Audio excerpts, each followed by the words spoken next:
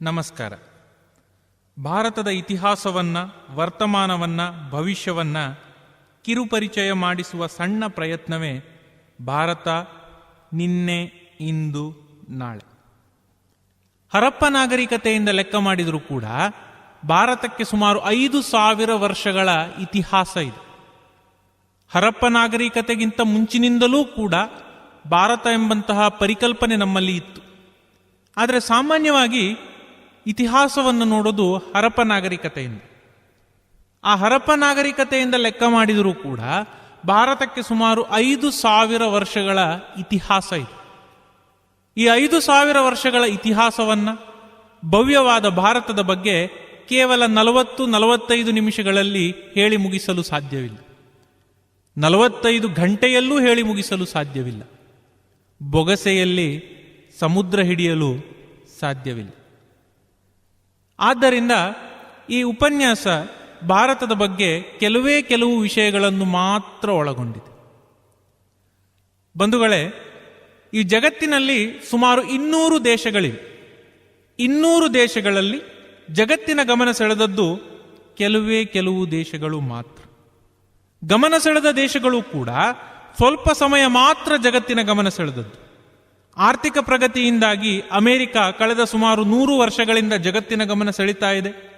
ಪರಂಪರೆ ಹಾಗೂ ಕಮ್ಯುನಿಸ್ಟ್ ಕ್ರಾಂತಿಯಿಂದಾಗಿ, ಆರ್ಥಿಕ ಬೆಳವಣಿಗೆಯಿಂದಾಗಿ ಕಳೆದ ಸುಮಾರು 100 ವರ್ಷಗಳಿಂದ ಚೈನಾ ಜಗತ್ತಿನ ಗಮನ ಸೆಳೀತಾ ಇದೆ. ಭಯೋತ್ಪಾದನೆಯಿಂದಾಗಿ ಪಾಕಿಸ್ತಾನ ಜಗತ್ತಿನ ಗಮನ ಸೆಳೀತಾ ಇದೆ. ಟೆಕ್ನಾಲಜಿಯಿಂದಾಗಿ ಜಪಾನ್ ಕಳೆದ ಸುಮಾರು 50 ವರ್ಷಗಳಿಂದ ಜಗತ್ತಿನ ಗಮನ ಸೆಳೀತಾ ಇದೆ.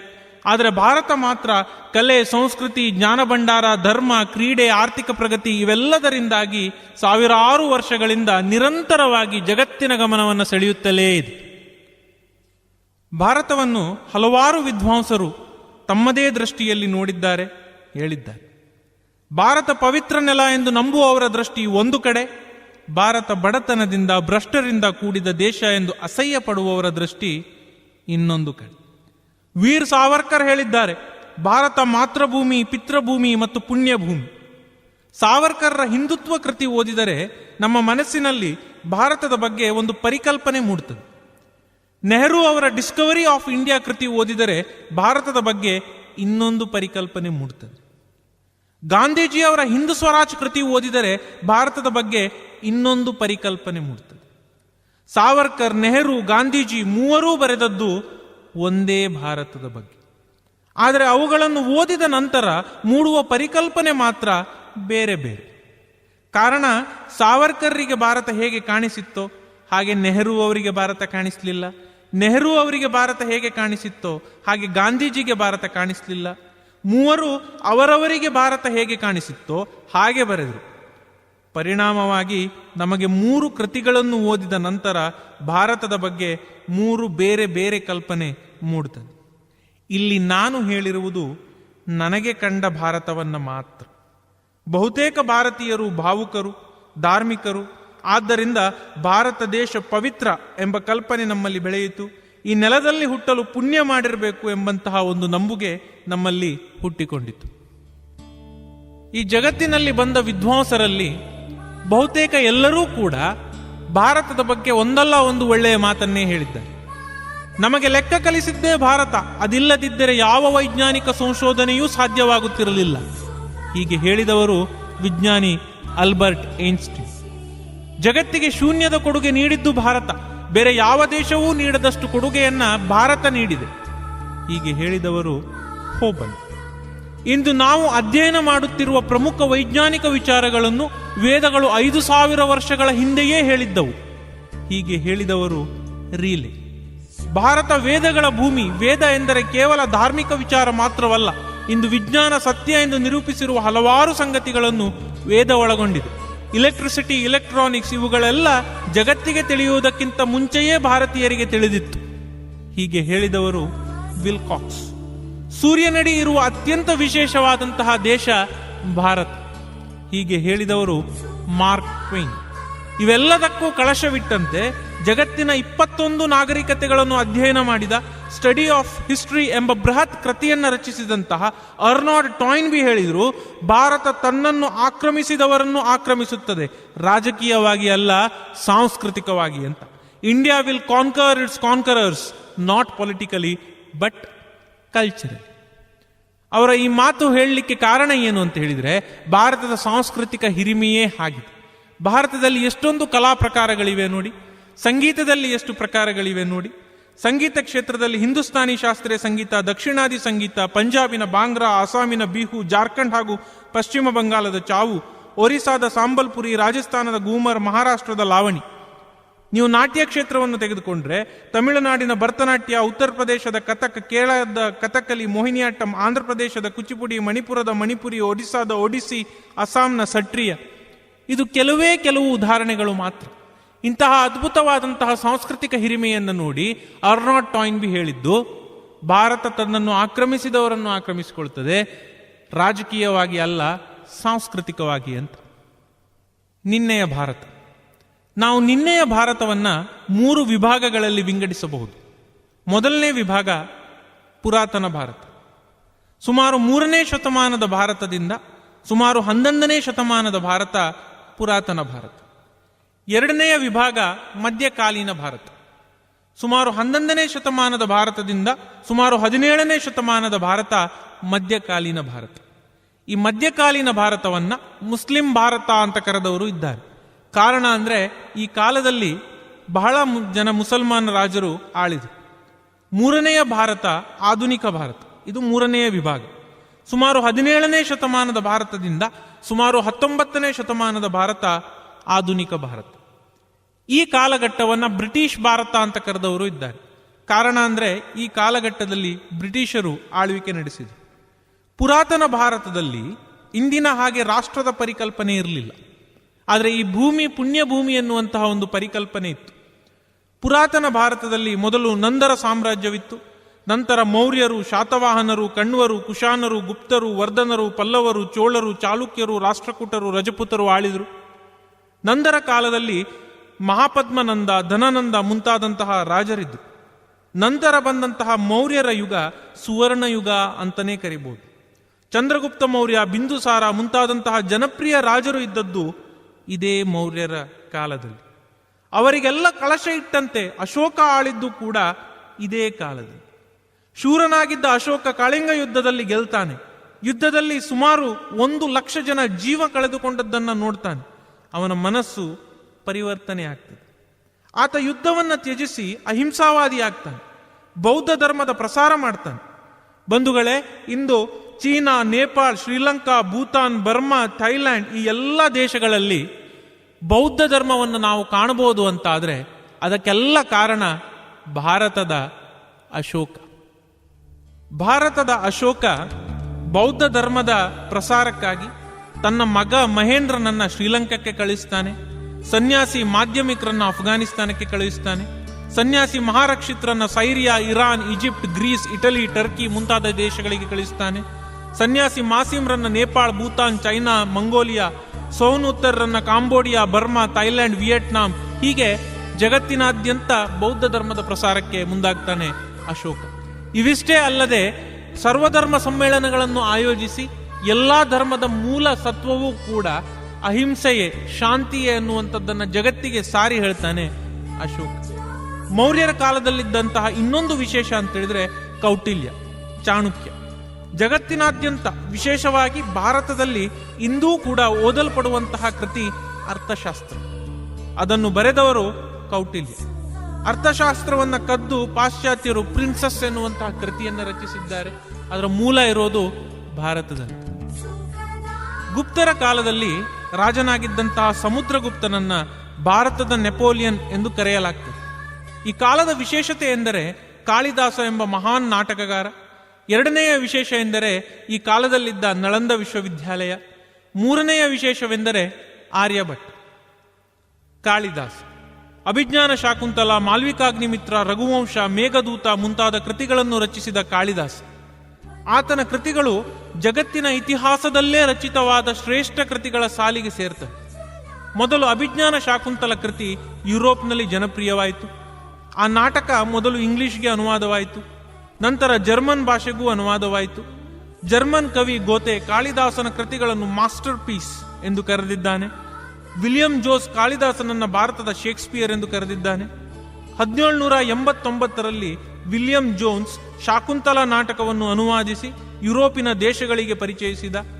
ಕಾಳಿದಾಸನ ಮೇಘದೂತ ಎಂಬ ಕಾವ್ಯವನ್ನ ಎಚ್ ವಿಲ್ಸನ್ 1813ರಲ್ಲಿ ಇಂಗ್ಲಿಷಿಗೆ ಅನುವಾದಿಸಿದ. ಅದಕ್ಕೆ ನೀಡಿದ ಶೀರ್ಷಿಕೆ the Meghaduta or the cloud messenger. ಕಾಳಿದಾಸನ ಕುಮಾರ ಸಂಭವ ಎಂಬ ಕೃತಿಯನ್ನ RTH ಗ್ರಿಫಿತ್ 1853ರಲ್ಲಿ ಇಂಗ್ಲಿಷಿಗೆ ಅನುವಾದಿಸಿದ. ಅದಕ್ಕೆ ಅವನು ನೀಡಿದ ಶೀರ್ಷಿಕೆ the birth of the war god. E.B. Eastwick ಎನ್ನುವ ಲೇಖಕ ಶಾಕುಂತಲವನ್ನ ಇಂಗ್ಲಿಷಿಗೆ ಅನುವಾದಿಸಿದ. ಅರ್ಥರ್ ಬಿ ರೈಡರ್ ಕೂಡ ಅನುವಾದಿಸಿದ. ಕಾಳಿದಾಸನ ಋತುಸಂಹಾರ ಕಾವ್ಯ the pageant of the seasons ಎನ್ನುವ ಹೆಸರಿನಲ್ಲಿ ಇಂಗ್ಲಿಷಿಗೆ ಅನುವಾದ ಆಗಿದೆ. ಮೋನಿಯರ್ 1856ರಲ್ಲಿ ಶಾಕುಂತಲ ನಾಟಕವನ್ನು ದಿ ಲಾಸ್ಟ್ ರಿಂಗ್ ಎಂಬ ಹೆಸರಿನಲ್ಲಿ ಇಂಗ್ಲಿಷಿಗೆ ಅನುವಾದಿಸಿದ್ದಾರೆ. 1898ರಲ್ಲಿ C.H. ಟ್ಯಾನ್ವಿ ಮಾಲ್ವಿಕಾಗ್ನಿಮಿತ್ರ ನಾಟಕವನ್ನ ಅದೇ ಹೆಸರಿನಲ್ಲಿ ಇಂಗ್ಲಿಷಿಗೆ ಅನುವಾದಿಸಿದ್ದಾರೆ. ಭಾರತದ ಸಾಹಿತ್ಯ ಹಿರಿಮೆಯನ್ನ ಇಡೀ ಜಗತ್ತಿಗೆ ಪರಿಚಯಿಸಿದಂತಹ ಕೀರ್ತಿ ಕಾಳಿದಾಸನ ಕೃತಿಗಳಿಗೆ ಸಲ್ತದೆ. ಗುಪ್ತರ ನಂತರ ಬಂದರು ವರ್ಧನರು. ಅವರಲ್ಲಿ ರಾಜನಾಗಿದ್ದ ಹರ್ಷವರ್ಧನ ಬಹಳ ಪ್ರಸಿದ್ಧನಾಗಿದ್ದ. ಚಾಲುಕ್ಯರ ಕಾಲದಲ್ಲಿ ಬಾದಾಮಿ, ಐಹೊಳೆ, ಪಟ್ಟದ್ಕಲ್ ಮುಂತಾದ ಕಡೆ ಮಂದಿರಗಳು ನಿರ್ಮಾಣವಾದವು. ಹೊಯ್ಸಳರ ಕಾಲದಲ್ಲಿ ಬೇಲೂರು, ಹಳೇಬೀಡು ಮುಂತಾದ ಕಡೆ ಮಂದಿರಗಳು ನಿರ್ಮಾಣವಾದವು.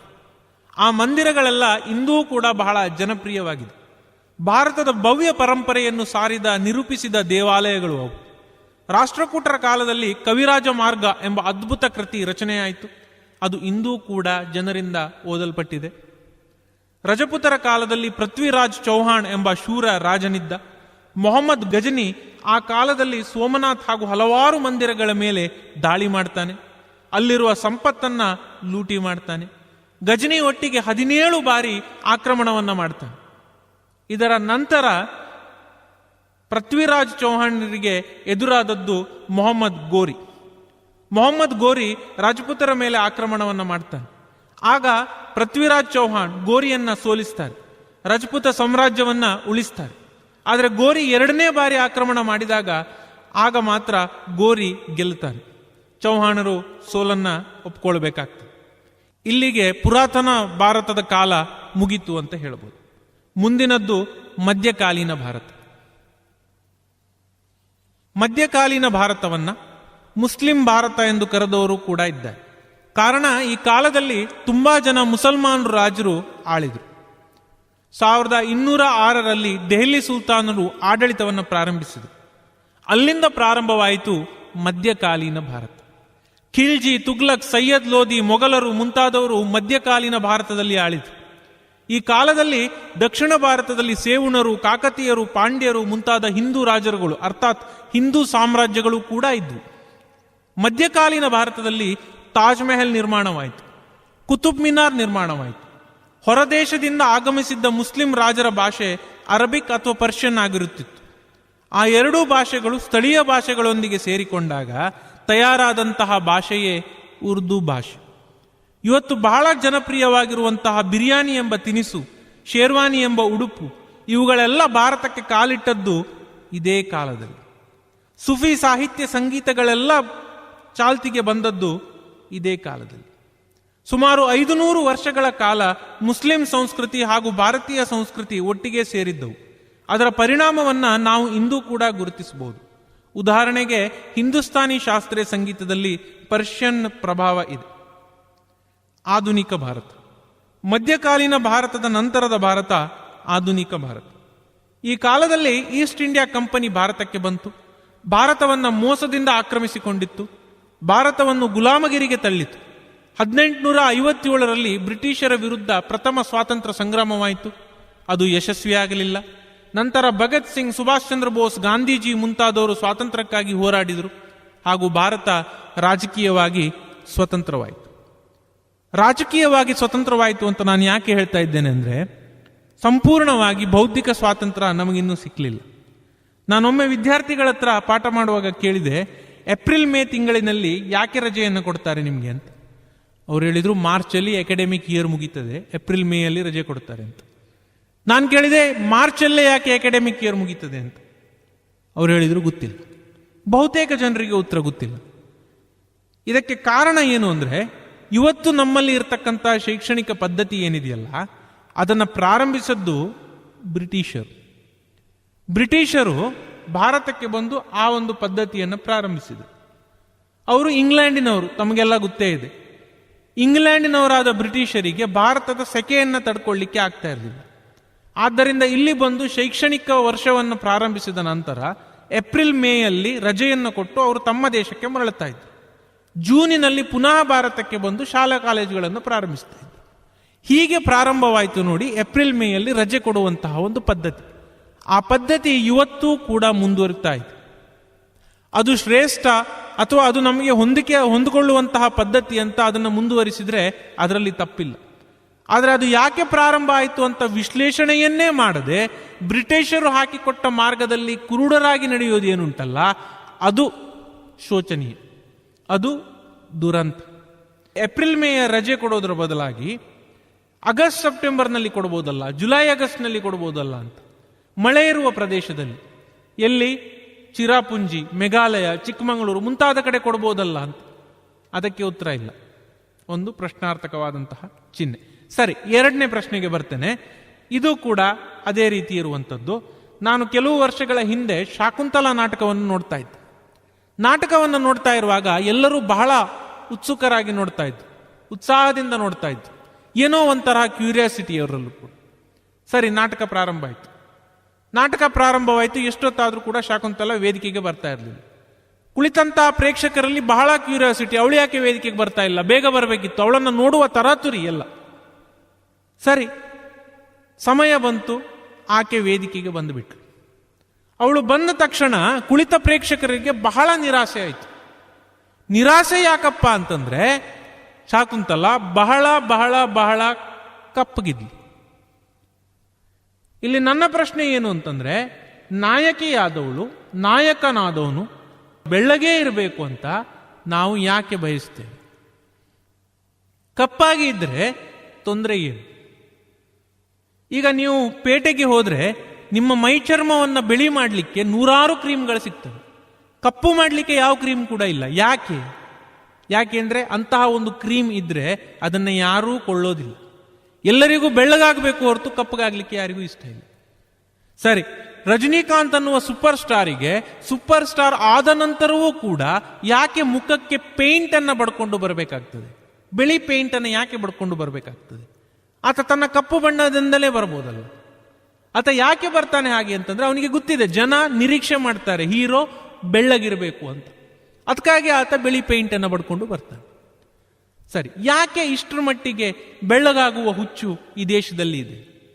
ಅಥವಾ ಈ ಫೇರ್ ಅಂಡ್ ಲವ್ಲಿ ಅನ್ನುವ ಕಾನ್ಸೆಪ್ಟ್ ಇದೆಯಲ್ಲ, ಬೆಳ್ಳಗಿದ್ರೆ ಮಾತ್ರ ಚಂದ, ಅಥವಾ ಚಂದಗಿದ್ದವರು ಬೆಳ್ಳಗಿರಬೇಕು, ಬೆಳ್ಳಗಿದ್ದವರೆಲ್ಲ ಚಂದಾಗಿದ್ದಾರೆ, ಈ ಒಂದು ಕಾನ್ಸೆಪ್ಟ್ ಯಾವಾಗನಿಂದ ಹುಟ್ಟುಕೊಳ್ತು ಭಾರತದಲ್ಲಿ?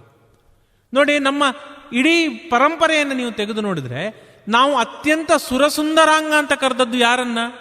ಶ್ರೀಕೃಷ್ಣ ಪರಮಾತ್ಮನನ್ನು. ಶ್ರೀಕೃಷ್ಣ ಪರಮಾತ್ಮ ಕಪ್ಪಗಿದ್ದ, ಆದರೂ ಕೂಡ ಆತನನ್ನು ಸುರಸುಂದರಾಂಗ ಅಂತ ನಾವು ಕರೆದಿದ್ದೇವೆ. ಈಗ ಯಾಕೆ ಫೇರ್ ಅಂಡ್ ಲವ್ಲಿ ಕಾನ್ಸೆಪ್ಟ್ ಬಂತು? ಇದನ್ನು ಕಲಿಸಿಕೊಟ್ಟವರು ಯಾರು ನಮಗೆ? ಉತ್ತರ ಸ್ಪಷ್ಟ, ಬ್ರಿಟಿಷರು ಕಲಿಸಿಕೊಟ್ಟದ್ದು. ಫೇರ್ ಆ್ಯಂಡ್ ಬ್ಯೂಟಿಫುಲ್, ಬೆಳ್ಳಗಿದ್ರೆ ಚಂದ, ಇಲ್ಲಾದ್ರೆ ಕಪ್ಪು. ಅವರು ಕಲಿಸಿಕೊಟ್ರೆ ತೊಂದರೆ ಇಲ್ಲ, ಯಾಕೆಂದ್ರೆ ಅವರ ತಲೆಯಲ್ಲಿದ್ದದ್ದನ್ನು ಅವರು ಹೇಳಿ ಹೋಗಿದ್ದಾರೆ. ಭಾರತ ಸ್ವಾತಂತ್ರ್ಯ ಆಯಿತು ಅಂತ ಹೇಳಿ 60 ವರ್ಷ ಆಯಿತು ಅಂತ ಹೇಳಿದ ನಂತರವೂ ಕೂಡ ನಾವು ಅದನ್ನು ಮುಂದುವರಿಸಿಕೊಂಡು ಹೋಗ್ತಾ ಇದ್ದೇವಲ್ಲ, ಈ ಕಾನ್ಸೆಪ್ಟ್ ಒಂದು ಪ್ರಶ್ನಾರ್ಥಕ ಚಿಹ್ನೆಯನ್ನು ಇಡ್ತಿದೆ. ನಾವು ನಿಜವಾಗಿಯೂ ಸ್ವತಂತ್ರರಾಗಿದ್ದೇವಾ ಅಂತ? ರಾಜಕೀಯವಾಗಿ ಸ್ವತಂತ್ರರಾಗಿದ್ದೇವೆ. ಯಾರು ಬ್ರಿಟಿಷರು ಬಂದು ಆಳ್ತಾ ಇಲ್ಲ ನಮ್ಮನ್ನು, ನಮ್ಮ ರಾಜಕಾರಣಿಗಳೇ ಆಳ್ತಾ ಇದ್ದಾರೆ. ನಮ್ಮ ದೇಶವನ್ನ ವರ್ಲ್ಡ್ ಬ್ಯಾಂಕ್ನಲ್ಲಿ ಅಡ ಇಟ್ಟಿದ್ದಾರೆ ಅಂತ ನಾವು ತಿಳ್ಕೊಂಡ್ರು ಕೂಡ ಅಡ ಇಟ್ಟದ್ದು ನಮ್ಮವರೇ, ಹೊರಗಡೆಯವರಲ್ಲ. ಆದರೆ ಬೌದ್ಧಿಕವಾಗಿ ನಾವೆಷ್ಟು ಸ್ವತಂತ್ರರಾಗಿದ್ದೇವೆ? ಪೊಲಿಟಿಕಲ್ ಸೈನ್ಸ್, ರಾಜ್ಯನೀತಿ ಶಾಸ್ತ್ರದಲ್ಲಿ ಒಂದು ಕಾನ್ಸೆಪ್ಟ್ ಬರ್ತದೆ, ಯೂರೋಸೆಂಟ್ರಿಸಿಸಮ್ ಅಂತ. ಯೂರೋಸೆಂಟ್ರಿಸಿಸಮ್ ಅಂತ ಹೇಳಿದ್ರೆ, ಯುರೋಪ್ ಏನ್ ಹೇಳ್ತದೆಯೋ ಅದನ್ನ ಇಡೀ ಜಗತ್ತು ಒಪ್ಪಿಕೊಳ್ತದೆ. ಐರೋಪ್ಯ ಕೇಂದ್ರೀಯತೆ. ಯುರೋಪ್ ಹೇಳ್ತು ಬೆಳ್ಳಗಿದ್ರೆ ಚಂದ, ಇಡೀ ಜಗತ್ತು ಹೇಳ್ತು ಬೆಳ್ಳಗಿದ್ರೆ ಚಂದ. ಯುರೋಪ್ ಹೇಳ್ತು ಸಂಡೇ ರಜೆ, ಆದಿತ್ಯವಾರ ರಜೆ, ಇಡೀ ಜಗತ್ತು ಹೇಳ್ತು ಆದಿತ್ಯವಾರ ರಜೆ. ಯುರೋಪ್ ಹೇಳ್ತು ಟೈ ಮತ್ತು ಕೋಟ್ ಹಾಕೊಂಡ್ರೆ ಶ್ರೇಷ್ಠ, ಇಡೀ ಜಗತ್ತು ಹೇಳ್ತು ಟೈ ಮತ್ತು ಕೋಟ್ ಹಾಕೊಂಡ್ರೆ ಶ್ರೇಷ್ಠ ಅಂತ.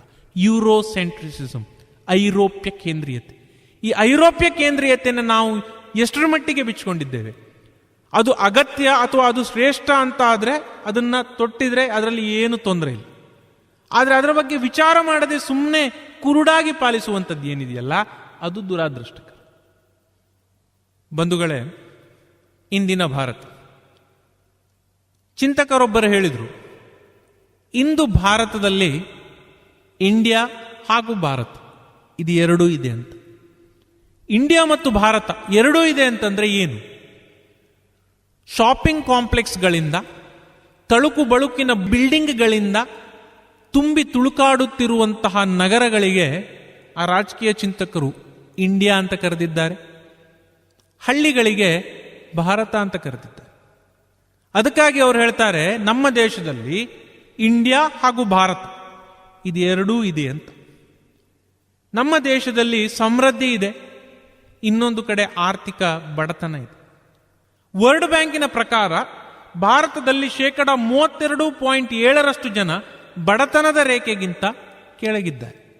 ಅರ್ಥಾತ್ ಸುಮಾರು 32.7% ಜನರಿಗೆ 2 ಹೊತ್ತಿನ ಊಟವೂ ಇಲ್ಲ.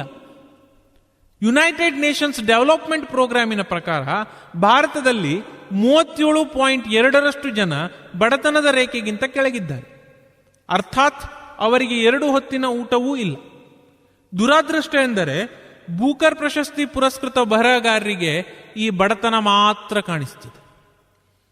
ಸಾಂಸ್ಕೃತಿಕ ಹಿರಿಮೆಯನ್ನು ಸಾರುವಂತಹ ರಾಷ್ಟ್ರಾಭಿಮಾನಿಗಳಿಗೆ ಈ ಬಡತನ ಕಾಣುವುದಿಲ್ಲ, ಸಾಂಸ್ಕೃತಿಕ ಸಮೃದ್ಧಿ ಮಾತ್ರ ಕಾಣಿಸ್ತದೆ.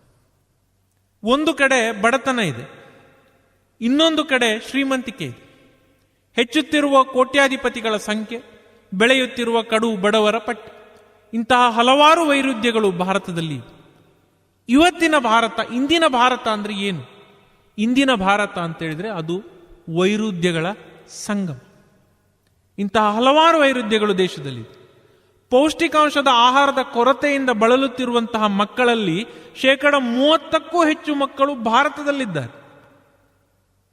ಕಳೆದ 15 ವರ್ಷಗಳಲ್ಲಿ ಭಾರತದಲ್ಲಿ ಹಸಿವಿನ ಪ್ರಮಾಣ 1% ಹೆಚ್ಚಿದೆ. Pakistan, Nepal, Bangladesh, Kenya, Nigeria, Uganda, Zimbabwe ಮುಂತಾದಂತಹ ಭಾರತಕ್ಕಿಂತ ಹಿಂದುಳಿದ ದೇಶಗಳಲ್ಲಿ ಹಸಿವಿನ ಪ್ರಮಾಣ ಕಳೆದ 15 ವರ್ಷಗಳಲ್ಲಿ ಕಡಿಮೆಯಾಗಿದೆ. ಆದರೆ ಭಾರತದಲ್ಲಿ 1% ಹೆಚ್ಚಾಗಿದೆ. ಇದು ಒಂದು ಕಡೆ ಆಯಿತು, ಬಡತನ. ಇನ್ನೊಂದು ಕಡೆಯಲ್ಲಿ ನೋಡಿದರೆ ಶ್ರೀಮಂತಿಕೆಯೂ ಭಾರತದಲ್ಲಿದೆ. ನಾಮಮಾತ್ರ ಉತ್ಪನ್ನದಲ್ಲಿ ಭಾರತದ ಆರ್ಥಿಕತೆ ಜಗತ್ತಿನ 11ನೇ ಅತಿ ಶಕ್ತಿಶಾಲಿಯಾದಂತಹ ಆರ್ಥಿಕತೆ. ಆಟೋಮೊಬೈಲ್ ಕ್ಷೇತ್ರದ ಬೆಳವಣಿಗೆಯಲ್ಲಿ ಭಾರತ ಜಗತ್ತಿನಲ್ಲೇ 2ನೇ ಸ್ಥಾನದಲ್ಲಿದೆ. ಟೆಲಿಕಮ್ಯುನಿಕೇಶನ್ ಕ್ಷೇತ್ರದ ಬೆಳವಣಿಗೆಯಲ್ಲಿ ಭಾರತ ಜಗತ್ತಿನ ಮೊಟ್ಟ ಮೊದಲ ಅತ್ಯಂತ ಶಕ್ತಿಶಾಲಿಯಾಗಿರ್ತಕ್ಕಂತಹ ದೇಶ.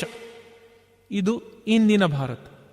ಕೊಳ್ಳುವ ಸಾಮರ್ಥ್ಯ, ಪರ್ಚೇಸಿಂಗ್ ಪವರ್ ಪ್ಯಾರಿಟಿ ಅಂತ ಇಂಗ್ಲಿಷ್ನಲ್ಲಿ ಏನು ಕರಿತೇವಲ್ಲ, ಅದರಲ್ಲಿ ಭಾರತ ಜಗತ್ತಿನ 3ನೇ ಅತಿ ಶಕ್ತಿಶಾಲಿಯಾದಂತಹ ದೇಶ. ಇದು ಇಂದಿನ ಭಾರತ. ಶ್ರೀಮಂತರು ಶ್ರೀಮಂತರಾಗ್ತಾ ಇದ್ದಾರೆ, ಬಡವರು ಬಡವರಾಗ್ತಾ ಇದ್ದಾರೆ. ಇದು ಇಂದಿನ ಭಾರತ. ಇಲ್ಲಿ 32%ಕ್ಕಿಂತ ಹೆಚ್ಚು ಜನರಿಗೆ 2 ಹೊತ್ತಿನ ಊಟವೂ ಇಲ್ಲ. ಆದರೆ ದೇಶದ ಆರ್ಥಿಕತೆ ಕೊಳ್ಳುವ ಸಾಮರ್ಥ್ಯದಲ್ಲಿ ಜಗತ್ತಿನ 3ನೇ ಅತಿ ದೊಡ್ಡದು. ಇದು ಇಂದಿನ ಭಾರತ. ಚಳಿಗಾಲದ 2 ತಿಂಗಳಿನಲ್ಲಿ 90ಕ್ಕೂ ಹೆಚ್ಚು ಜನ ಮೈತುಂಬ ಬಟ್ಟೆ ಇಲ್ಲದೆ ಚಳಿಯಲ್ಲಿ ನರಳಿ ನರಳಿ ಸತ್ತಿದ್ದಾರೆ. ಆದರೆ ದೇಶದ ಆರ್ಥಿಕತೆ ನಾಮಿನಲ್ GDPಯಲ್ಲಿ ಜಗತ್ತಿನ 11ನೇ ಅತಿ ಶಕ್ತಿಶಾಲಿಯಾದಂಥದ್ದು. ಸದ್ಯದ ಪರಿಸ್ಥಿತಿಯಲ್ಲಿ ಬೆಳವಣಿಗೆ, ಅಭಿವೃದ್ಧಿ ಇದ್ಯಾವುದೂ ಕೂಡ ಬಡವರಿಗೆ ತಲುಪ್ತಾನೇ ಇಲ್ಲ. ಯಾಕೆ ತಲುಪ್ತಾ ಇಲ್ಲ ಅಂತ ಹೇಳಿದ್ರೆ ಅದಕ್ಕೆ ಒಂದು ಸಣ್ಣ ಕತೆ ಹೇಳ್ತೇನೆ. ನಮ್ಮ ಡೆವಲಪ್ಮೆಂಟ್ ಎಜೆಂಡಾ, ಅಭಿವೃದ್ಧಿಯ ಎಜೆಂಡಾ ಹೇಗಿದೆ ಅಂತ ನೋಡಿ. ಒಬ್ಬ ರೈತ ಬೆಳಿಗ್ಗೆ ತನ್ನ ಗುಡಿಸಲಿನಿಂದ ಎದ್ದು ಹೊಲಕ್ಕೆ ಹೋಗ್ತಾನೆ. ಸಾಯಂಕಾಲ ವಾಪಸ್ ಗುಡಿಸಲಿಗೆ ಬರ್ತಾನೆ, ನೋಡ್ತಾನೆ ಅವನ ಗುಡಿಸಲೇ ಇರುವುದಿಲ್ಲ. ಆ ಗುಡಿಸಲಿನ ಜಾಗದಲ್ಲಿ ದೊಡ್ಡ ಶಾಪಿಂಗ್ ಕಾಂಪ್ಲೆಕ್ಸ್ ತಲೆ ಎತ್ತಿ ನಿಂತಿರ್ತದೆ. ಆ ಶಾಪಿಂಗ್ ಕಾಂಪ್ಲೆಕ್ಸ್ನ ಎದುರುಗಡೆ ಒಬ್ಬ ಸೆಕ್ಯೂರಿಟಿ ಗಾರ್ಡ್ ಇರ್ತಾನೆ. ಆ ರೈತ ಕೇಳ್ತಾನೆ ಸೆಕ್ಯೂರಿಟಿ ಗಾರ್ಡ್ ಹತ್ರ, ಏನಿದು, ನನ್ನ ಗುಡಿಸಲೇ ಇಲ್ವಲ್ಲ, ಎಲ್ಲಿ ಗುಡಿಸಲು, ಏನು ಇದೆಲ್ಲ ಅಂತ ಕೇಳ್ತಾನೆ. ಸೆಕ್ಯೂರಿಟಿ ಹೇಳ್ತಾನೆ, ಇದು ಅಭಿವೃದ್ಧಿ. ಗುಡಿಸಲು ಅಭಿವೃದ್ಧಿಯ ಸಂಕೇತ ಅಲ್ಲ, ಶಾಪಿಂಗ್ ಕಾಂಪ್ಲೆಕ್ಸ್ ಅಭಿವೃದ್ಧಿಯ ಸಂಕೇತ ಅಂತ. ರೈತನಿಗೆ ಆಕಾಶವೇ ಕಳಚಿ ಬಿದ್ದ ಅನುಭವ ಆಗ್ತದೆ. ಸ್ವಲ್ಪ ನೀರು ಕುಡಿತಾನೆ, ಅಲ್ಲೇ ಕುಳಿತುಕೊಳ್ತಾನೆ, ತಲೆ ಸುತ್ತು ಬಂದಾಗೆ ಆಗ್ತದೆ. ಸೆಕ್ಯೂರಿಟಿ ಹೇಳ್ತಾನೆ ತೆಗಿ 20 ರೂಪಾಯಿ. ರೈತ ಕೇಳ್ತಾನೆ ಯಾಕೆ ಕೊಡಬೇಕು, ನಾನು ನೀರು ಕುಡಿದದ್ದು ಅಷ್ಟೇ ಅಂತ. ಸೆಕ್ಯೂರಿಟಿ ಹೇಳ್ತಾನೆ ಅದು ಬಿಸ್ಲರಿ ನೀರು. ಅದಾದ ನಂತರ ಸರ್ಕಾರ ಘೋಷಣೆ ಮಾಡ್ತದೆ, ನಮ್ಮ ದೇಶದಲ್ಲಿ ರೈತನ ಕೈಯಲ್ಲೂ ಕೂಡ ಬಿಸ್ಲರಿ ಬಾಟಲ್ ಇದೆ, ಆದ್ದರಿಂದ ನಮ್ಮ ದೇಶ ಸಮೃದ್ಧಿಯಾಗಿದೆ ಅಂತ. ಇದು ಭಾರತದ ಅಭಿವೃದ್ಧಿಯ ಒಂದು ಉದಾಹರಣೆ. ಇದೇ ಪ್ರಕಾರದಲ್ಲಿ ಅಭಿವೃದ್ಧಿ ಎಜೆಂಡಾ ಮುಂದುವರಿತಾ ಇದೆ. ಸರಿ, ನಮ್ಮ ದೇಶದಲ್ಲಿ ಇಷ್ಟೊಂದು ಬಡತನ ಇರುವಾಗ ನಮ್ಮ ಕೇಂದ್ರ ಸರ್ಕಾರ ಒಂದು ವಿನೂತನವಾದಂತಹ ಒಂದು ಯೋಜನೆಯನ್ನ ಕಾರ್ಯರೂಪಕ್ಕೆ ತರಲಿಕ್ಕೆ ಹೊರಟಿತ್ತು. ಬಡತನದ ಪ್ರಮಾಣವನ್ನು ಕಡಿಮೆ ಮಾಡಲು ನಮ್ಮ ಕೇಂದ್ರ ಸರ್ಕಾರಕ್ಕೆ ಹೊಳೆದಂತಹ ಒಂದು ಅಮೋಘ, ಅದ್ಭುತ, ಕ್ರಿಯಾಶೀಲ ಯೋಜನೆ ಇದು. ಬಹುಶಃ ಜಗತ್ತಿನ ಯಾವ ದೇಶವೂ ಮಾಡಿರದಂತಹ, ಯಾರಿಗೂ ಸೂಚಿಸದೇ ಇದ್ದಂತಹ ಚಮತ್ಕಾರಿಕವಾದಂತಹ ಒಂದು ಯೋಜನೆ. ಆ ಯೋಜನೆ ಏನು? ಆ ಯೋಜನೆಯಿಂದಾಗಿ ಬಡತನದ ಪ್ರಮಾಣ ಒಮ್ಮೆಲೆ ಒಂದೇ ಏಟಿಗೆ ಕಡಿಮೆ ಆಗ್ತದೆ. ಆ ಯೋಜನೆ ಏನು ಅಂದರೆ ಬಡವನನ್ನ ಬಡವನಲ್ಲ ಎಂದು ಘೋಷಿಸುವುದು. ಸರ್ಕಾರ ಹೇಳಿತ್ತು, ಈ ಯೋಜನೆಯ ಪ್ರಕಾರ ದಿನಕ್ಕೆ 32 ರೂಪಾಯಿಗಿಂತ ಕಡಿಮೆ ದುಡಿಯುವವನು ಮಾತ್ರ ಬಡವ. ಈ ರೀತಿಯ ಘೋಷಣೆಯಿಂದ ಬಡವರು ಬಡವರಾಗಿಯೇ ಇರ್ತಾರೆ, ಆದರೆ ಅವರು ಬಡವರು ಅಂತ ಕರೆಸಿಕೊಳ್ಳೋದಿಲ್ಲ ಅಷ್ಟೆ. ಯಾಕೆಂದರೆ ಬಹುತೇಕರು ದಿನಕ್ಕೆ 32 ರೂಪಾಯಿಗಿಂತ ಹೆಚ್ಚು ದುಡಿಯುತ್ತಾರೆ. ಬಡವನನ್ನ ಬಡವನಲ್ಲ ಎಂದು ಘೋಷಿಸಿ ಬಡತನವೇ ಇಲ್ಲ ಅಂತ ಹೇಳಿತ್ತು ಸರ್ಕಾರ. ಇದೇ ರೀತಿ ಸುಳ್ಳು ಹೇಳ್ತಾ ಕ್ರಿಮಿನಲ್ಗಳನ್ನು ಸಭ್ಯರು ಎಂದು ಘೋಷಿಸಿ ಭ್ರಷ್ಟರನ್ನು ಪ್ರಾಮಾಣಿಕರು ಎಂದು ಘೋಷಿಸಿದರೆ ಗಾಂಧೀಜಿಯವರ ರಾಮರಾಜ್ಯ ನಿರ್ಮಾಣ ಮಾಡಿದ್ದೇವೆ ಎಂದು ಮುಂದಿನ ಚುನಾವಣೆಯಲ್ಲಿ ಬಹುಶಃ ಪ್ರಚಾರ ಮಾಡಬಹುದು. ಹಾಗಂತ ರಾಜಕಾರಣಿಗಳನ್ನು ಸಂಪೂರ್ಣವಾಗಿ ದೂಷಿಸಲಿಕ್ಕೂ ಕೂಡ ಸಾಧ್ಯ ಇಲ್ಲ. ಕೊಳಕು ರಸ್ತೆಗಳನ್ನು ನೋಡಿದಾಗ, ಬಡತನವನ್ನು ನೋಡಿದಾಗ ನಾವೆಲ್ಲ ರಾಜಕಾರಣಿಗಳನ್ನು, ದೇಶದ ರಾಜಕೀಯವನ್ನು ಶಪಿಸ್ತೇವೆ. ಶಪಿಸಬಹುದಾದ 100 ಕೆಲಸಗಳನ್ನು ಕೂಡ ರಾಜಕಾರಣಿಗಳು ಮಾಡಿದ್ದಾರೆ, ಅದು ಕೂಡ ಸತ್ಯವೇ. ಸ್ವತಂತ್ರ ಭಾರತದಲ್ಲಿ ಶುದ್ಧ ಹಸ್ತದ ರಾಜಕಾರಣಿಗಳನ್ನು ಕಂಡದ್ದು ಬಹಳ ವಿರಳ. ಆದರೆ ಇಂದಿನ ದಿನಗಳಲ್ಲಿ ಲಂಚಬಾಕತನ ಅಮಾನವೀಯವಾದಷ್ಟು ಎಂದೂ ಆಗಿರಲಿಲ್ಲ. ಭೋಪಾಲ ಅನಿಲ ದುರಂತದಂತಹ ಒಂದೆರಡು ಘಟನೆಗಳಲ್ಲಿ ರಾಜಕಾರಣಿಗಳ ಅಮಾನವೀಯ ಮುಖದ ಪರಿಚಯವಾದದ್ದನ್ನು ಹೊರತುಪಡಿಸಿದರೆ ಎಂದೂ ರಾಜಕೀಯ ಇಂದಿನಷ್ಟು ಕೊಳಕಾಗಿರಲಿಲ್ಲ, ಅಮಾನವೀಯವಾಗಿರಲಿಲ್ಲ. ಈ ದಶಕದಲ್ಲಿ ರಾಜಕೀಯ ಯಾವ ಸ್ಥಿತಿಯನ್ನು ತಲುಪಿತು ಅಂತ ನೋಡಿ. 100 ವರ್ಷ ಭಾರತವನ್ನು ಆಳಿದ ಬ್ರಿಟಿಷರು ಲೂಟಿ ಮಾಡಿದ್ದು ಕೇವಲ 900 ಕೋಟಿ ರೂಪಾಯಿ. ಆದರೆ 2G ಸ್ಪೆಕ್ಟ್ರಮ್ ಹಗರಣದಲ್ಲಿ ರಾಜಕಾರಣಿಗಳು ದೋಚಿದ್ದು 1.74 ಲಕ್ಷ ಕೋಟಿ ರೂಪಾಯಿ. ನೆರೆ ಸಂತ್ರಸ್ತರಿಗೆ ಸಲ್ಲಬೇಕಾಗಿದ್ದ ಹಣವನ್ನು ರಾಜಕಾರಣಿಗಳು ದುರ್ಬಳಕೆ ಮಾಡಿಕೊಂಡ್ರು. ಕಾರ್ಗಿಲ್ ಯುದ್ಧದಲ್ಲಿ ಮಡಿದ ಸೈನಿಕರ ಪತ್ನಿಯರಿಗೆ ಎಂದು ನಿರ್ಮಾಣವಾದಂತಹ ಮನೆಗಳನ್ನು ರಾಜಕಾರಣಿಗಳು ಹಂಚಿಕೊಂಡ್ರು. ಇವುಗಳನ್ನೆಲ್ಲ ನೋಡಿದಾಗ ರಾಜಕೀಯ ಎಂದೂ ಕೂಡ ಇಂದಿನಷ್ಟು ಹೊಲಸಾಗಿರಲಿಲ್ಲ ಅಂತ ಅನ್ನಿಸ್ತದೆ. ಆರೋಪಗಳು, ಪ್ರತ್ಯಾರೋಪಗಳು ಎಲ್ಲ ಕಾಲದಲ್ಲೂ ಇದ್ವು. ಹಳೆ ಕಾಲದಲ್ಲೂ ಕೂಡ ರಾಜಕಾರಣಿಗಳ ಮೇಲೆ ಬಹಳಷ್ಟು ಆರೋಪಗಳು ಕೇಳಿಬಂದಿದ್ವು. ಆದರೆ ಒಂದು ವ್ಯತ್ಯಾಸ ಇದೆ. ಹಿಂದಿನ ಕಾಲದಲ್ಲಿ ರಾಜಕಾರಣಿಗಳ ಬಗ್ಗೆ ಏನೇ ಆರೋಪಗಳು ಕೇಳಿ ಬಂದರೂ ಕೂಡ ಅವರಿಗೆಲ್ಲ ಆ ಆರೋಪಗಳ ನಡುವೆಯೂ ಕೂಡ ಅವರಿಗೆಲ್ಲ ಬದ್ಧತೆ ಇತ್ತು, ಒಂದಿಷ್ಟು ಯೋಜನೆ ಇತ್ತು, ದೇಶದ ಬಗ್ಗೆ ಒಂದು ವಿಷನ್ ಇತ್ತು. ಉದಾಹರಣೆಗೆ ರಾಮಕೃಷ್ಣ ಹೆಗಡೆ ಅವರು ಜಪ್ಪಯ್ಯ ಎಂದರೂ ಕೂಡ ಪಂಚಾಯತ್ ಯೋಜನೆಯನ್ನು ಬಿಡಲಿಲ್ಲ, ಮೌಲ್ಯಾಧಾರಿತ ರಾಜಕೀಯ ಬಗ್ಗೆ ಮಾತನಾಡಿದರು. ಬಂಗಾರಪ್ಪನವರು ಕೃಷಿಕರ ಪಂಪ್ ಸೆಟ್ಟಿಗೆ ಉಚಿತ ವಿದ್ಯುತ್ತನ್ನು ನೀಡಿದರು. ಇಂದಿರಾ ಗಾಂಧಿ ಹಲವಾರು ಆರೋಪಗಳ ನಡುವೆಯೂ ಕೂಡ ಪಾಕಿಸ್ತಾನದ ಒಂದು ಭಾಗವನ್ನು ಒಡೆದು ಭಾರತದ ವೈರಿಯ ಬಲವನ್ನು ಕುಗ್ಗಿಸಿದರು. ರಾಜೀವ್ ಗಾಂಧಿಯ ಹೆಸರು ಬೋಫೋರ್ಸ್ ಹಗರಣದ ಜೊತೆ ಕೇಳಿ ಬಂದರೂ ಕೂಡ ಅವರು ಭಾರತದಲ್ಲಿ ಟೆಲಿಫೋನ್ ವ್ಯವಸ್ಥೆ ಜಾರಿಯಾಗುವಲ್ಲಿ ಬಹಳ ಪ್ರಮುಖ ಪಾತ್ರವನ್ನು ವಹಿಸಿದರು. ಅಡ್ವಾಣಿಯವರು ಅಯೋಧ್ಯ ಯಾತ್ರೆಯ ನಡುವೆಯೂ ಕೂಡ ಅಲ್ಪಸಂಖ್ಯಾತರಿಗೆ ನೀಡುವ ವಿಶೇಷ ಸವಲತ್ತುಗಳನ್ನು ತೆಗೆಯುವುದಾಗಿ ಒಂದು ಭರವಸೆಯನ್ನು ನೀಡಿದರು. ಅವರೆಲ್ಲರೂ ಕೂಡ ತಮ್ಮ ಆರೋಪಗಳ ನಡುವೆಯೂ ಕೂಡ ಒಂದಿಷ್ಟು ಸಿದ್ಧಾಂತಗಳನ್ನು ಇಟ್ಟುಕೊಂಡಿದ್ರು, ಜನರಿಗೆ ಭರವಸೆಗಳನ್ನು ನೀಡಿದರು. ಆ ಭರವಸೆಗಳಿಂದ ಜನ ದೇಶದ ಬಗ್ಗೆ ಒಂದಷ್ಟು ಕನಸುಗಳನ್ನು ಕಟ್ಟಿಕೊಂಡ್ರು. ಹೆಗಡೆಯವರನ್ನು ನಂಬಿದವರು ಗ್ರಾಮ ಸ್ವರಾಜ್ಯ ಬರ್ತದೆ ಎಂಬ ಕನಸನ್ನು ಕಟ್ಟಿಕೊಂಡ್ರು. ಬಂಗಾರಪ್ಪನವರನ್ನು ನಂಬಿದವರು ಉಚಿತ ವಿದ್ಯುತ್ ಮೂಲಕ ಕೃಷಿಕರೆಲ್ಲ ಉದ್ಧಾರ ಆಗ್ತಾರೆ ಅಂತ ಕನಸನ್ನು ಕಟ್ಟಿಕೊಂಡ್ರು. ಇಂದಿರಾ ಗಾಂಧಿ ಅವರನ್ನು ನಂಬಿದವರು ಭಾರತ ಸೋವಿಯತ್ ರಷ್ಯಾ ಜೊತೆ ಸೇರಿ ಬಲಾಢ್ಯವಾಗ್ತದೆ, ಇಂದಿರಾ ಪಾಕಿಸ್ತಾನವನ್ನು ಸದೆಬಡಿತಾರೆ ಅಂತ ಕನಸನ್ನು ಕಟ್ಟಿಕೊಂಡು, ರಾಜೀವ್ ಗಾಂಧಿ ಅವರನ್ನು ನಂಬಿದವರು ಭಾರತ ಟೆಕ್ನಾಲಜಿಯಲ್ಲಿ ಸೂಪರ್ ಪವರ್ ಆಗ್ತದೆ ಅಂತ ಭಾವಿಸಿದರು. ಹೀಗೆ ದೇಶದ ರಾಜಕಾರಣಿಗಳು ಜನರಿಗೆ ಭರವಸೆಯನ್ನು ನೀಡುತ್ತಾ, ನಂಬಿಸ್ತಾ, ಮತ ಪಡೆದು ಮುನ್ನಡಿತಾ ಇದ್ರು. ಈ ಭರವಸೆಗಳೇ ಜನರಲ್ಲಿ ಕನಸನ್ನ ಹುಟ್ಟು ಹಾಕ್ತಾ ಇತ್ತು.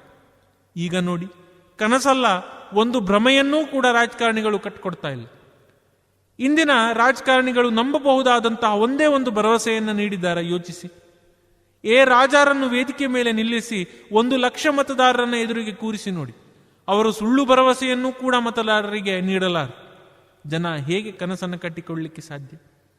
ನೀವು ಏನೇ ಹೇಳಿ, ಭ್ರಷ್ಟಾಚಾರ ರಾಜಕೀಯದ ಅಂಗ ಅಂತ ಭಾರತೀಯರು ಒಪ್ಪಿಕೊಂಡಿದ್ದಾರೆ. ಅವನೊಬ್ಬ ರಾಜಕಾರಣಿ 10,000 ರೂಪಾಯಿಯ ಲಂಚವನ್ನು ಪಡೆದು ನನಗೆ ನೌಕರಿ ಕೊಡಿಸಿದ ಅಂತ ನೀವು ಯಾರತ್ರಾರು ಹೇಳಿದ್ರೆ, ಖಂಡಿತ ಆ ವ್ಯಕ್ತಿ ರಾಜಕಾರಣಿಗಳಿಗೆ ಬೈಯೋದಿಲ್ಲ. ಪುಕ್ಕಟೆ ನೌಕರಿ ಕೊಡಿಸ್ಲಿ ಅಂತ ಇವನು ಬಯಸಿದ್ನು ಅಂತ ನಿಮ್ಮನ್ನೇ ನೋಡಿ ಆಶ್ಚರ್ಯ ಪಡ್ತಾರೆ.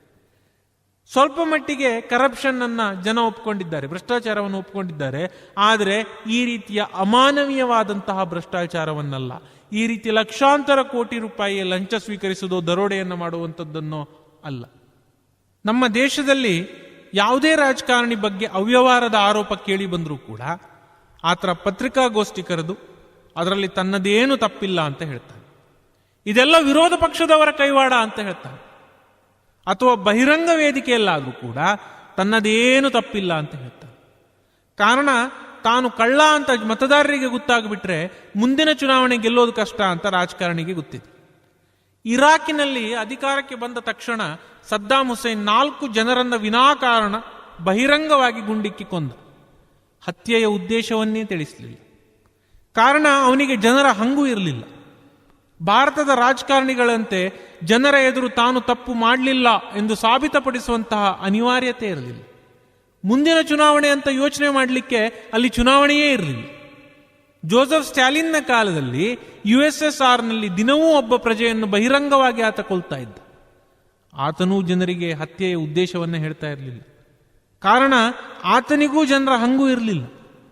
ಪ್ರಜೆಗಳಲ್ಲಿ ಭಯ ಹುಟ್ಟಿಸಿ ತಮ್ಮೆದುರು ಯಾರೂ ಬಂಡಾಯ ಹೇಳದಂತೆ ಮಾಡೋದೇ ಸದ್ದಾಂ ಸ್ಟಾಲಿನ್ರ ಗುರಿಯಾಗಿತ್ತು. ಪಾಕಿಸ್ತಾನದಲ್ಲೂ ಆಪಾದನೆಗಳು ಕೇಳಿ ಬಂದ ಕೂಡಲೇ ರಾಜಕಾರಣಿ ಪತ್ರಿಕಾಗೋಷ್ಠಿ ಕರೀಲಿಕ್ಕೆ ಒದ್ದಾಡೋದಿಲ್ಲ. ಈ ರೀತಿ ಪತ್ರಿಕಾಗೋಷ್ಠಿ ಕರೀಲಿಕ್ಕೆ ಒದ್ದಾಡೋದು ಏನಿದೆಯಲ್ಲ, ಪತ್ರಿಕಾಗೋಷ್ಠಿ ಕರೆದು ತನ್ನದೇನು ತಪ್ಪಿಲ್ಲ, ಇದೆಲ್ಲ ವಿರೋಧ ಪಕ್ಷದವರ ಕೈವಾಡ ಅಂತ ಹೇಳೋದೇನಿದೆಯಲ್ಲ, ಇದು ಇರಾಕ್ನಲ್ಲೂ ಇಲ್ಲ, ಇರಾನ್ನಲ್ಲೂ ಇಲ್ಲ, USSRನಲ್ಲೂ ಇರಲಿಲ್ಲ, ಪಾಕಿಸ್ತಾನದಲ್ಲಿ ಈಗಲೂ ಇಲ್ಲ, ಭಾರತದಲ್ಲಿ ಇದೆ. ಯಾಕೆ ಅಂತ ಹೇಳಿದ್ರೆ, ಭಾರತದಲ್ಲಿ ರಾಜಕಾರಣಿಗಳಿಗೆ ಜನರ ಹಂಗು ಸ್ವಲ್ಪ ಮಟ್ಟಿಗೆ ಇದೆ. ತಾನು ಕಳ್ಳ ಅಂತ ಗೊತ್ತಾಗ್ಬಿಟ್ರೆ ಮುಂದಿನ ಚುನಾವಣೆಯಲ್ಲಿ ಮತದಾರರು ತನಗೆ ಮತ ಹಾಕಲಿಕ್ಕಿಲ್ಲ ಅಂತ ಹೆದರುಕೊಂಡು ರಾಜಕಾರಣಿಗಳು ಏನು ಮಾಡ್ತಾರೆ ಅಂತಂದ್ರೆ, ಆಪಾದನೆ ಬಂದ ತಕ್ಷಣ ಪತ್ರಿಕಾಗೋಷ್ಠಿ ಕರೀತಾರೆ, ಇದರಲ್ಲಿ ತನ್ನದೇನು ತಪ್ಪಿಲ್ಲ ಅಂತ ಹೇಳ್ತಾರೆ, ಇದೆಲ್ಲ ವಿರೋಧ ಪಕ್ಷದವರ ಕೈವಾಡ ಅಂತ ಹೇಳ್ತಾರೆ. ಎಲ್ಲಿ ರಾಜಕಾರಣಿಗಳಿಗೆ ಜನರೆದುರು ತನ್ನದೇನು ತಪ್ಪಿಲ್ಲ ಅಂತ ಸಾಬೀತುಪಡಿಸುವ ಅನಿವಾರ್ಯತೆ ಇರ್ತದಲ್ಲ, ಅಲ್ಲಿ ಪ್ರಜಾಪ್ರಭುತ್ವ ಸತ್ತಿಲ್ಲ ಅಂತ ಅರ್ಥ.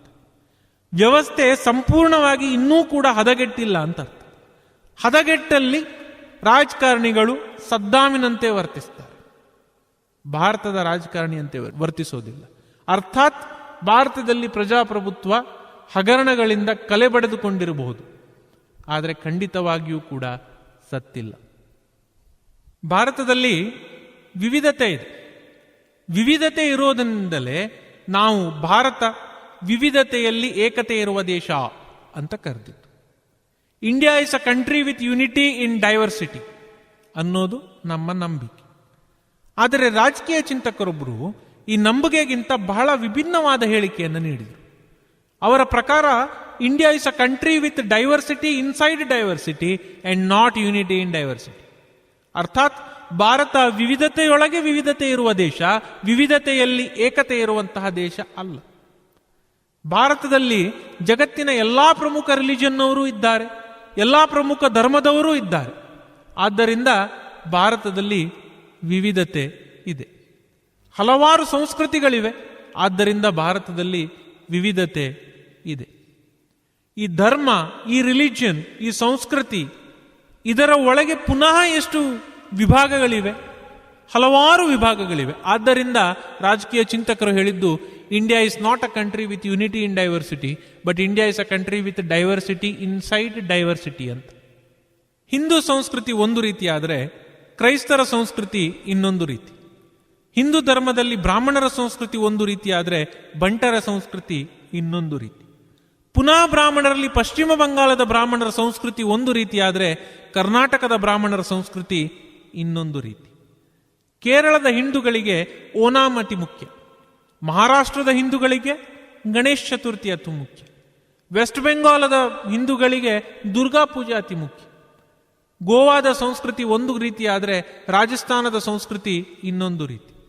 ಗೋವಾದ ಕಡಲು ಒಂದು ಕಡೆ, ರಾಜಸ್ಥಾನದ ಮರಳು ಇನ್ನೊಂದು ಕಡೆ. ಕೇರಳದ ಮುಂಡು ಅರ್ಥಾತ್ ಲುಂಗಿ ಒಂದು ಕಡೆ ಆದರೆ ಕಾಶ್ಮೀರದ ಶಾಲು ಇನ್ನೊಂದು ಕಡೆ. ಭಾರತದಲ್ಲಿರುವ ವಿಭಿನ್ನ ಸಂಸ್ಕೃತಿಯನ್ನು ಲೆಕ್ಕ ಮಾಡೋದು ಅಸಾಧ್ಯ ಅಂತ ಹೇಳಿದ್ರೂ ಕೂಡ ತಪ್ಪಾಗೋದಿಲ್ಲ. ಭಾರತದಲ್ಲಿರೋದು ಪ್ರಜಾಪ್ರಭುತ್ವ. ಈ ಪ್ರಜಾಪ್ರಭುತ್ವ ಏನ್ ಮಾಡ್ತದಂತಂದ್ರೆ ಸಂಸ್ಕೃತಿಯನ್ನ ಹತ್ತಿಕ್ಕಲಿಕ್ಕೆ ಪ್ರಯತ್ನಿಸೋದಿಲ್ಲ, ಬದಲಾಗಿ ಸಂಸ್ಕೃತಿಗಳನ್ನ ಬೆಳೆಯಲು ಅವಕಾಶವನ್ನು ಕಲ್ಪಿಸ್ತದೆ. ಸರ್ವಾಧಿಕಾರಿ ವ್ಯವಸ್ಥೆ ಒಂದು ಸಂಸ್ಕೃತಿಯನ್ನ ಪೋಷಿಸಿ ಇನ್ನುಳಿದ ಸಂಸ್ಕೃತಿಯನ್ನ ಹತ್ತಿಕ್ಕಲಿಕ್ಕೆ ಪ್ರಯತ್ನ ಮಾಡ್ತದೆ. ಜರ್ಮನಿಯ ಸರ್ವಾಧಿಕಾರಿಯಾಗಿದ್ದಂತಹ ಹಿಟ್ಲರ್ ಜರ್ಮನರು ಸರ್ವಶ್ರೇಷ್ಠರು, ಉಳಿದವರು ಯೋಗ್ಯರಲ್ಲ ಅಂತ ಹೇಳಿದ. ಯಹೂದಿಗಳನ್ನ ಕೊಂದ. ಈ ರೀತಿ ಪ್ರಜಾಪ್ರಭುತ್ವದಲ್ಲಿ ನಡೆಯೋದಿಲ್ಲ. ಆ ಕಾರಣದಿಂದಾಗಿಯೇ ನಮ್ಮ ದೇಶದಲ್ಲಿರುವ ವಿಭಿನ್ನ ಸಂಸ್ಕೃತಿಗಳು ಬೆಳೆದವು. ಬೆಳೆದ ನಂತರ ದೇ ಚೆರಿಷ್ಡ್ ಅಂತ ಇಂಗ್ಲಿಷ್ನಲ್ಲಿ ಹೇಳ್ತೇವೆ, ಅಂದ್ರೆ ಅವರು ಸೆಲೆಬ್ರೇಟ್ ಮಾಡಿದ್ರು, ಆಚರಿಸಿಕೊಂಡ್ರು ತಮ್ಮ ತಮ್ಮ ಸಂಸ್ಕೃತಿಯನ್ನು. ಸಂಸ್ಕೃತಿಗಳು ಬೆಳೆದವು. ಈ ರೀತಿ ವಿಭಿನ್ನ ಸಂಸ್ಕೃತಿಗಳಿರುವ ದೇಶದಲ್ಲಿ ಜನರಿಗೆ ತಮ್ಮ ದೇಶದವರೆಲ್ಲ ಒಂದು ಅಂತ ಅನಿಸದೆ ನಮ್ಮ ಸಂಸ್ಕೃತಿಯವರೆಲ್ಲ ಒಂದು ಅಂತ ಅನಿಸಿದ್ರೆ ಅದರಲ್ಲಿ ಆಶ್ಚರ್ಯ ಇಲ್ಲ. ಭಾರತದಲ್ಲೂ ಹಾಗೆ ಆಯಿತು.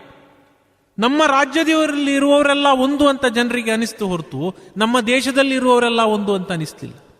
ಈ ಮಾತು ಎಲ್ಲ ರಾಜ್ಯಕ್ಕೂ ಅನ್ವಯಿಸೋದಿಲ್ಲ, ಆದರೆ ಬಹಳಷ್ಟು ರಾಜ್ಯಗಳಲ್ಲಿ ಇರ್ತಕ್ಕಂತಹ ಜನರಿಗೆ ನಮ್ಮ ರಾಜ್ಯದವರೆಲ್ಲ ಒಂದು ಅಂತ ಅನಿಸ್ತು ಹೊರತು ನಮ್ಮ ದೇಶದಲ್ಲಿರುವವರೆಲ್ಲ ಒಂದು ಅಂತ ಅನಿಸ್ಲಿಲ್ಲ. ಬೇರೆ ಬೇರೆ ಸಂಸ್ಕೃತಿಯ ಹಿನ್ನೆಲೆಯಿಂದ ಬಂದ ಹಲವಾರು ಜನರಿಗೆ ತಮ್ಮ ಸಂಸ್ಕೃತಿಯವರೆಲ್ಲ ಒಂದು ಅಂತ ಅನಿಸ್ತು ಹೊರತು ನಮ್ಮ ದೇಶದವರೆಲ್ಲ ಒಂದು ಅಂತ ಅನಿಸ್ಲಿಲ್ಲ. ಆ ಕಾರಣಕ್ಕಾಗಿ ಎಥ್ನಿಸಿಟಿ ಪ್ರಾರಂಭವಾಯಿತು. ಅವರಿಗೆ ತಮ್ಮ ಸಂಸ್ಕೃತಿಯೊಟ್ಟಿಗೆ ಹೆಚ್ಚು ಅಟ್ಯಾಚ್ಮೆಂಟ್ ಇತ್ತು ಹೊರತು ದೇಶದೊಟ್ಟಿಗೆ ಹೆಚ್ಚು ಅಟ್ಯಾಚ್ಮೆಂಟ್ ಇರಲಿಲ್ಲ. ಈ ರೀತಿ ಎಥ್ನಿಸಿಟಿ ಪ್ರಾರಂಭವಾಯಿತು. ಪ್ರಾದೇಶಿಕತೆ ಅರ್ಥಾತ್ ರೀಜನಲಿಸಂ ಪ್ರಾರಂಭವಾಯಿತು. ನ್ಯಾಷನಲಿಸಂ ಬದಲು ಸಬ್ ನ್ಯಾಷನಲಿಸಂ ಪ್ರಾರಂಭವಾಯಿತು. ಇದಕ್ಕೆಲ್ಲ ಕಾರಣ ಅಂತಂದ್ರೆ ಸಮಗ್ರ ದೇಶದಲ್ಲಿ ಒಂದೇ ಸಂಸ್ಕೃತಿ ಅಂತಿಲ್ಲ, ವಿಭಿನ್ನ ಸಂಸ್ಕೃತಿ ಇವೆ. ಆ ಕಾರಣಕ್ಕಾಗಿ ಬೇರೆ ಬೇರೆ ಸಂಸ್ಕೃತಿಯಿಂದ ಬಂದವರಿಗೆ ತಮ್ಮ ಸಂಸ್ಕೃತಿ ಒಂದು ಅಂತ ಅನಿಸ್ತೇ ಹೊರತು ದೇಶ ಒಂದು ಅಂತ ಅನಿಸ್ಲಿಲ್ಲ. ಇಂತಹ ಸಂದರ್ಭದಲ್ಲಿ ಕೆಲವು ರಾಜಕಾರಣಿಗಳು ಪ್ರಾದೇಶಿಕತೆಯನ್ನು ಬೆಳೆಸ್ತಾರೆ. ದೇಶದವರೆಲ್ಲ ಒಂದು ಅಂತ ಅವ್ರು ಹೇಳಬೇಕಿತ್ತು, ಆದರೆ ಅದನ್ನು ಹೇಳೋದಿಲ್ಲ. ಅದರ ಬದಲಾಗಿ ನಮ್ಮ ಸಂಸ್ಕೃತಿಯವರೆಲ್ಲ ಒಂದು ಅಂತ ಹೇಳ್ತಾರೆ. ಹೀಗಾಗಿ ಈ ರೀಜನಲಿಸಂ ಬೆಳೀತಾ ಹೋಗ್ತದೆ. ಇದರ ಮುಂದುವರಿದ ಭಾಗ ಏನು ಅಂತ ಹೇಳಿದ್ರೆ, ನಮ್ಮ ರಾಜ್ಯದವರಿಗೆ, ನಮ್ಮ ಧರ್ಮದವರಿಗೆ, ನಮ್ಮ ಸಂಸ್ಕೃತಿಯವರಿಗೆ ಪ್ರತ್ಯೇಕವಾದಂತಹ ದೇಶ ಕೊಡಿ ಎನ್ನುವ ಬೇಡಿಕೆ. ಭಾರತದಲ್ಲಿ ಹಲವಾರು ಬಾರಿ ಹೀಗೆ ಆಗಿದೆ. 1920ರ ದಶಕದಲ್ಲಿ ಕೆಲವು ತಮಿಳರು ನಮಗೆ ದ್ರಾವಿಡ ನಾಡು ಎಂಬ ಪ್ರತ್ಯೇಕ ದೇಶ ಬೇಕು ಅಂತ ಹೇಳಿದರು. 1980ರ ದಶಕದಲ್ಲಿ ಸಿಖ್ಖರು ನಮಗೆ ಖಲಿಸ್ತಾನ್ ಎಂಬ ಪ್ರತ್ಯೇಕ ದೇಶ ಬೇಕು ಎಂಬ ಬೇಡಿಕೆಯನ್ನು ಮುಂದಿಟ್ಟಿದ್ರು. ಕಾಶ್ಮೀರ, ಮಿಜೋರಂ, ಹೈದರಾಬಾದ್ ಈ ಎಲ್ಲ ಕಡೆಗಳಲ್ಲಿ ತಮಗೆ ಪ್ರತ್ಯೇಕ ದೇಶ ಬೇಕು ಎನ್ನುವಂತಹ ಕೂಗು ನಿರಂತರವಾಗಿ ಹಲವಾರು ವರ್ಷಗಳ ಕಾಲ ಮುಂದುವರಿತು. ಪ್ರತ್ಯೇಕ ರಾಜ್ಯದ ಬೇಡಿಕೆ ಇಟ್ಟವರು ಹಲವರು. ಆಂಧ್ರ ಪ್ರದೇಶದ ತೆಲಂಗಾಣ ಪ್ರದೇಶದವರು ತೆಲಂಗಾಣವನ್ನು ಪ್ರತ್ಯೇಕ ರಾಜ್ಯವನ್ನಾಗಿ ಮಾಡಬೇಕು ಎಂಬ ಬೇಡಿಕೆಯನ್ನಿಟ್ಟರು. ಗೂರ್ಖಾಲ್ಯಾಂಡ್, ಹರಿತ್ ಪ್ರದೇಶ್, ಬುಂದೇಲ್ಖಂಡ್, ಸೌರಾಷ್ಟ್ರ, ಪೂರ್ವಾಂಚಲ್, ಕೋಸಲ ಹೀಗೆ ಸುಮಾರು ಅರ್ಧ ಡಜನ್ಗಿಂತಲೂ ಹೆಚ್ಚು ಪ್ರತ್ಯೇಕ ರಾಜ್ಯದ ಬೇಡಿಕೆ ನಮ್ಮ ದೇಶದಲ್ಲಿ ಇದೆ. ದೇಶದಲ್ಲಿ ಎಷ್ಟೇ ವೈವಿಧ್ಯತೆ ಇದ್ದರೂ ಸರ್ಕಾರಗಳು ಯಾವ ಭಾಗವನ್ನು ನಿರ್ಲಕ್ಷಿಸದಿದ್ದರೆ, ಅಭಿವೃದ್ಧಿ ಕೇವಲ ನಗರಗಳಿಗೆ ಸೀಮಿತವಾಗದೆ ಎಲ್ಲ ಪ್ರದೇಶಗಳಿಗೂ ಕೂಡ ತಲುಪಿದ್ರೆ ಈ ರೀತಿಯ ಪ್ರತ್ಯೇಕ ರಾಜ್ಯ ರಾಷ್ಟ್ರದ ಬೇಡಿಕೆ ಉದ್ಭವಿಸುವಂತಹ ಸಾಧ್ಯತೆ ಬಹಳ ಬಹಳ ಕಡಿಮೆ. ಈಗ 1920ರ ದಶಕದ ವಿಚಾರವನ್ನು ನಿಮ್ಗೆ ಹೇಳ್ತಾ ಇದ್ದೆ. 1920ರ ದಶಕದಲ್ಲಿ ಜಸ್ಟಿಸ್ ಪಾರ್ಟಿ ಅಂತಿತ್ತು.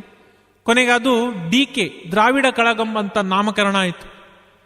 ಆ DK ಪಕ್ಷವನ್ನು ಪ್ರಾರಂಭಿಸಿದ್ದು ಅಣ್ಣಾದೊರೈ.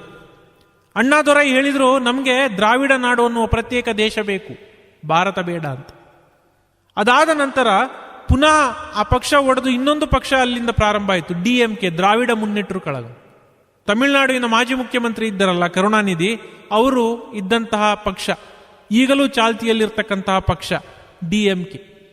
ಈ ಪಕ್ಷದ ಕಾರ್ಯಕರ್ತರೇ ಹೇಳಿದ್ರು, ನಾಯಕರಾದಂತಹ ಕರುಣಾನಿಧಿ ಕೂಡ ಹೇಳಿದ್ರು, ಸಿಕ್ಕಿದರೆ ದ್ರಾವಿಡ ನಾಡು, ಇಲ್ಲದಿದ್ದರೆ ಸುಡುಗಾಡು ಅಂತ. ಅಂದ್ರೆ ನಮಗೆ ಪ್ರತ್ಯೇಕವಾದಂತಹ ದೇಶ ಬೇಕು, ಬೇರೆ ದೇಶ ಬೇಡ ಅಂತ. ಚಳುವಳಿ ಪ್ರಾರಂಭವಾಯಿತು, ದ್ರಾವಿಡ ಚಳುವಳಿ.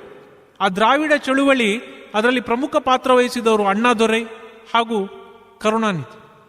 ಅವ್ರು ಹೇಳಿದ್ರು, ಹಿಂದಿಯನ್ನ ರಾಷ್ಟ್ರಭಾಷೆ ಮಾಡಬೇಡಿ, ಹಿಂದಿಯನ್ನ ರಾಷ್ಟ್ರಭಾಷೆ ಮಾಡಿದ್ರೆ ಅದು ಉತ್ತರ ಭಾರತೀಯರು ದಕ್ಷಿಣ ಭಾರತೀಯರ ಮೇಲೆ ದಬ್ಬಾಳಿಕೆ ಮಾಡಿದಂತೆ ಅಂತ. ಯಾಕೆಂದ್ರೆ ಅವರ ಪ್ರಕಾರ ಹಿಂದಿ ಉತ್ತರ ಭಾರತದವರ ಭಾಷೆ. ಹೀಗೆ ಅದೆಷ್ಟೋ ಬಾರಿ ಭಾರತವನ್ನು ತುಂಡು ಮಾಡುವಂತಹ ಪ್ರಯತ್ನಗಳು ದೇಶದಲ್ಲಿ ನಡೆದಿದೆ. ಭಾರತ ಸ್ವತಂತ್ರವಾದ ನಂತರ ಬಂದಂತಹ ಮೊದಲ ಪ್ರತ್ಯೇಕ ದೇಶದ ಬೇಡಿಕೆ ಹೈದರಾಬಾದ್ನಿಂದ. ಹೈದರಾಬಾದ್ನ ನಿಜಾಮ ಉಮ್ಮಾನ್ ಅಲಿ ಖಾನ್ ನಾವು ಭಾರತದೊಂದಿಗೆ ಸೇರೋದಿಲ್ಲ ಅಂತ ಹೇಳಿದ್ದ. ಭಾರತ ಪಾಕಿಸ್ತಾನದೊಂದಿಗೆ ಯುದ್ಧ ಮಾಡಿದರೆ ನಾವು ಪಾಕಿಸ್ತಾನಕ್ಕೆ ಬೆಂಬಲ ನೀಡ್ತೇವೆ ಅಂತ ಹೇಳಿದ್ದ. ಅವನ ವಿರುದ್ಧ ಆಪರೇಷನ್ ಪೋಲೋ ಅನ್ನುವಂತಹ ಮಿಲಿಟರಿ ಕಾರ್ಯಾಚರಣೆಯನ್ನು ಪ್ರಾರಂಭಿಸಿ ಮಿಲಿಟರಿ ಫೋರ್ಸ್ ಅನ್ನು ಹೈದರಾಬಾದ್ಗೆ ಕಳಿಸಿ ನಿಜಾಮ್ನನ್ನು ಸೋಲಿಸಿ ಹೈದರಾಬಾದ್ ಅನ್ನು ಭಾರತದೊಂದಿಗೆ ಉಳಿಸಿಕೊಂಡವರು ಸರ್ದಾರ್ ವಲ್ಲಭಭಾಯ್ ಪಟೇಲ್. 1980ರ ದಶಕದಲ್ಲಿ ಖಲಿಸ್ತಾನ್ ಎಂಬ ಪ್ರತ್ಯೇಕ ದೇಶದ ಬೇಡಿಕೆಯನ್ನು ಕೆಲವು ಸಿಖ್ಖರು ಪಂಜಾಬ್ ಪ್ರಾಂತ್ಯದಲ್ಲಿ ಮುಂದಿಟ್ಟರು. ಅವರು ಹೇಳಿದ್ರು, ಭಾರತದೊಂದಿಗೆ ನಾವು ಮುಂದುವರಿಯೋದಿಲ್ಲ, ನಮಗೆ ಖಲಿಸ್ತಾನ್ ಅನ್ನುವ ಪ್ರತ್ಯೇಕ ದೇಶ ಬೇಕು ಅಂತ. ಇದಿಷ್ಟೇ ಆದರೆ ತೊಂದರೆ ಇರಲಿಲ್ಲ. ಆದರೆ ಅವರು ಭಯೋತ್ಪಾದನೆಯನ್ನು ಮಾಡಲಿಕ್ಕೆ ಪ್ರಾರಂಭಿಸಿದರು. ಅಮಾಯಕರನ್ನು ಕೊಂದು ಸರ್ಕಾರವನ್ನು ಹೆದರಿಸಿ ಖಲಿಸ್ತಾನಕ್ಕಾಗಿ ಒಂದು ಬೇಡಿಕೆಯನ್ನು ಮುಂದಿಟ್ಟರು. ಈ ಭಯೋತ್ಪಾದನೆಯ ವಿರುದ್ಧ ಆಪರೇಷನ್ ವುಡ್ರೋಸ್ ಅನ್ನು ಪ್ರಾರಂಭಿಸಿದ್ರು ಇಂದಿರಾ ಗಾಂಧಿ. ಈ ಆಪರೇಷನ್ ಅಲ್ಲಿ ಸಂಶಯದ ಆಧಾರದಲ್ಲಿ ಹಲವಾರು ಸಿಖ್ಖರನ್ನು ಬಂಧಿಸಿ ವಿಚಾರಣೆ ನಡೆಸಲಾಯಿತು. ಸಿಖ್ಖರ ಹಲವಾರು ಪವಿತ್ರ ಸ್ಥಳಗಳನ್ನು ಕೂಡ ರೈಡ್ ಮಾಡಲಾಯಿತು. ಈ ಆಪರೇಷನ್ ಅನ್ನ ಲಕ್ಷಾಂತರ ಸಿಖ್ಖರು ವಿರೋಧಿಸಿದರು. ಆದರೂ ಇಂದಿರಾ ಗಾಂಧಿ ಭಯೋತ್ಪಾದಕರನ್ನ ಸೆರೆ ಹಿಡಿಲಿಕ್ಕೆ ಇದೆಲ್ಲ ಅಗತ್ಯ ಅಂತ ಹೇಳಿ ಕಾರ್ಯಾಚರಣೆಯನ್ನ ಮುಂದುವರಿಸಿದರು. ಆ ಸಂದರ್ಭದಲ್ಲಿ ಭಯೋತ್ಪಾದಕರ ಪಾಲಿನ ಬಹಳ ದೊಡ್ಡ ನಾಯಕನಾಗಿದ್ದ ಭಿಂದ್ರನ್ವಾಲಾ. ಈಗ ಒಸಾಮಾ ಬಿನ್ ಲ್ಯಾಡನ್ ಅನ್ನ ಯಾವ ರೀತಿ ಭಯದಿಂದ ಜಗತ್ತು ಕಾಣ್ತಾ ಇತ್ತು ಈಗ ಒಂದು 4 ವರ್ಷದ ಹಿಂದೆ, ಅಷ್ಟೇ ಭಯದಿಂದ ಕೆಲವು ಭಾರತೀಯರು ಭಿಂದ್ರನ್ವಾಲನನ್ನು ನೋಡ್ತಾ ಇದ್ರು. ಈ ಭಯೋತ್ಪಾದಕರ ನಾಯಕ ಭಿಂದ್ರನ್ವಾಲಾ ವುಡ್ರೋಸಿಗೆ ಹೆದರ್ಕೊಂಡು ಸಿಖ್ಖರ ಪವಿತ್ರ ಸ್ಥಳ ಪಂಜಾಬಿನ ಅಮೃತ್ಸರ್ನಲ್ಲಿರುವ ಸ್ವರ್ಣ ಮಂದಿರದ ಆವರಣದ ಒಳಗಡೆ ಅಡಕಿಕೊಂಡು ಕುಳಿತುಕೊಳ್ತಾನೆ. ಯಾಕೆಂದ್ರೆ ಅವನ ಲೆಕ್ಕಾಚಾರದಂತೆ ಈ ಪವಿತ್ರ ಸ್ಥಳ ಅಮೃತ್ಸರದ ಆವರಣ ಏನಿದೆ ಅದರೊಳಗೆ ಪೊಲೀಸರು ಬರೋದಿಲ್ಲ, ಬಂದರೂ ಕೂಡ ಫೈರಿಂಗ್ ಮಾಡೋದಿಲ್ಲ, ಮಿಲಿಟರಿ ಬರೋದಿಲ್ಲ ಅನ್ನುವಂಥದ್ದು ಆತನ ಲೆಕ್ಕಾಚಾರ. ಆಗ ಇಂದಿರಾ ಗಾಂಧಿಯವರು ಒಂದು ಹೊಸ ಆಪರೇಷನ್ ಅನ್ನು ಪ್ರಾರಂಭಿಸ್ತಾರೆ. ಇಂದಿರಾ ಗಾಂಧಿ ಸ್ವರ್ಣ ಮಂದಿರದ ಒಳಗೆ ನುಗ್ಗಿ ಭಿಂದ್ರನ್ವಾಲಾನನ್ನು ಹಿಡಿಯುವಂತೆ ನಿರ್ದೇಶನವನ್ನು ನೀಡುತ್ತಾರೆ. ಆ ಕೆಲಸಕ್ಕಾಗಿಯೇ ಆಪರೇಷನ್ ಬ್ಲೂ ಸ್ಟಾರ್ ಎಂಬ ಕಾರ್ಯಾಚರಣೆಯನ್ನು ಪ್ರಾರಂಭಿಸ್ತಾರೆ. ಮಿಲಿಟರಿ ಪ್ರಮುಖರಾಗಿದ್ದ ಸುಂದರ್ಜಿ ಅವರನ್ನ ಕಾರ್ಯಾಚರಣೆಯ ಮುಖ್ಯಸ್ಥರಾಗಿ ನೇಮಿಸ್ತಾರೆ. 1984 ಜೂನ್ 5 ರಾತ್ರಿ ಸ್ವರ್ಣ ಮಂದಿರದ ಒಳಗೆ ಮಿಲಿಟರಿ ಫೋರ್ಸ್ ಪ್ರವೇಶ ಮಾಡ್ತದೆ. ಜೂನ್ 7 ಮುಂಜಾನೆ ಆಗುವುದರೊಳಗಾಗಿ ಭಿಂದ್ರನ್ವಾಲಾ ಹಾಗೂ ಆತನ ಸಹಚರರನ್ನು ಕೊಲ್ಲಲಾಗ್ತದೆ. ಭಿಂದ್ರನ್ವಾಲನ ಸಾವಿನೊಂದಿಗೆ ಖಲಿಸ್ತಾನದ ಬೇಡಿಕೆ ಆಲ್ಮೋಸ್ಟ್ ಸಂಪೂರ್ಣವಾಗಿ ಸತ್ತು ಹೋಯಿತು ಅಂತ ಹೇಳಬಹುದು. ಸ್ವರ್ಣ ಮಂದಿರದ ಆವರಣದಲ್ಲಿ ಪವಿತ್ರ ಅಕಾಲ ತಖ್ತ್ ಒಳಗೆ ಮಿಲಿಟರಿ ಅವರನ್ನು ಕಳುಹಿಸಿ ಭಯೋತ್ಪಾದಕರನ್ನು ಮುಗಿಸಿದರು ಇಂದಿರಾ ಗಾಂಧಿ. ಸಿಕ್ಕಿ ಹಾಕಿಕೊಂಡಂತಹ ಭಯೋತ್ಪಾದಕನಾದ ಅಫ್ಜಲ್ಗೆ ಸುಪ್ರೀಂ ಕೋರ್ಟ್ ಗಲ್ಲು ಶಿಕ್ಷೆ ವಿಧಿಸಿದರೂ ಕೂಡ ಅವನನ್ನು ಹಲವಾರು ವರ್ಷಗಳ ಕಾಲ ಹಾಗೇ ಕಾಪಾಡಿಕೊಂಡಿದ್ದರು ಇಂದಿನ ರಾಜಕಾರಣಿಗಳು. ಪವಿತ್ರ ಸ್ವರ್ಣ ಮಂದಿರದೊಳಗೆ ಮಿಲಿಟರಿಯನ್ನು ಕಳುಹಿಸಿ ರಕ್ತ ಹರಿಸಿದ್ದರ ಪರಿಣಾಮವಾಗಿ ಇಂದಿರಾ ಗಾಂಧಿಯವರನ್ನು ಇಬ್ಬರು ಸಿಖ್ಖರು ಕೊಂದರು. ಇಂದಿರಾ ಇಂದಿಲ್ಲ, ಆದರೆ ಖಲಿಸ್ತಾನದ ಬೇಡಿಕೆಯು ದೊಡ್ಡ ಪ್ರಮಾಣದಲ್ಲಿ ಈಗ ಇಲ್ಲ. ಭಾರತವನ್ನು ಒಡೆಯಲು ಹೀಗೆ ಅದೆಷ್ಟೋ ಪ್ರಯತ್ನಗಳು ನಡೆದಿವೆ. ಆದರೂ ಕೂಡ ಭಾರತ ಒಂದಾಗಿಯೇ ಉಳಿದುಕೊಂಡಿದೆ. 1947 ನಂತರ ಚೀನಾ ಕೆಲವು ಭಾಗಗಳನ್ನು ಆಕ್ರಮಿಸಿದ್ದು ಹಾಗೂ ಪಾಕಿಸ್ತಾನ ಕೆಲವು ಭೂಭಾಗಗಳನ್ನು ಆಕ್ರಮಿಸಿದ್ದನ್ನು ಬಿಟ್ಟರೆ ಭಾರತ 1 ಇಂಚನ್ನು ಕೂಡ ಬಿಟ್ಟುಕೊಟ್ಟಿಲ್ಲ. ಯಾವ ರಾಜ್ಯವೂ ಕೂಡ ಪ್ರತ್ಯೇಕ ದೇಶ ಆಗಲೇ ಇಲ್ಲ. ಭಾರತ ನಾಳೆ ಆರ್ಥಿಕವಾಗಿ ಸೂಪರ್ ಪವರ್ ಆಗುವುದರಲ್ಲಿ ಅನುಮಾನವೇ ಇಲ್ಲ.